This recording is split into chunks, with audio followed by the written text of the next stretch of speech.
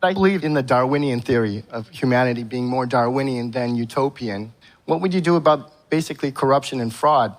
Let me be very clear. I am an anti-utopian. If you read my books, I don't believe in utopias. I don't like utopias. I think utopias are dangerous. Our human spirit, the empathic spirit, is designed to show compassion to our frailties, our precarious existence. An empathic world is never a utopian world. Utopias are worlds that are perfect. There's no mortality, there's no pain, there's no suffering, and every moment is perfect. There's no such world. I look through history and I see that the most civilized societies are the ones that can move empathy to larger reigns. And there's a history of that, of empathy. So I like an empathic world where we understand each other's frailties. We show compassion with each other's desires to flourish. We reach out to each other, and we do this every day. And when someone that we know is in joy or pain or suffering, we do this with our fellow creatures that are in trouble.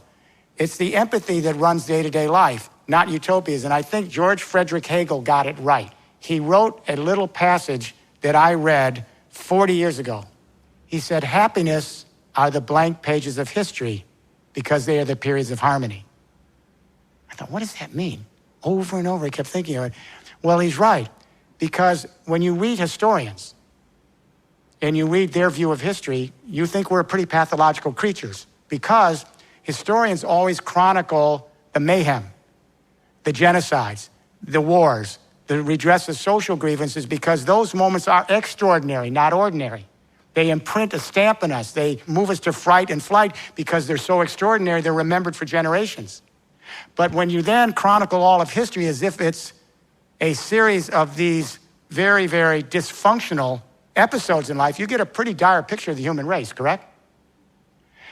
Happiness are the blank periods of history where most of us, as we evolve our empathic concern to larger social units, our day-to-day life is reaching out to each other in some ways to help, to show our concern, to provide our compassion. It's not the few. We do this as the multitudes. I'll give you an example, cooperatives. You never hear about cooperatives in business school. There are banking cooperatives and housing cooperatives and agricultural cooperatives and construction cooperatives. In some countries, they're the largest banks. They're the social housing. It's never mentioned in business school because it's a different form. It's people coming together and sharing their destiny. This is a true sharing economy, cooperatives, and that's why they're the engine, the vehicle for the new sharing economy. But they're never mentioned.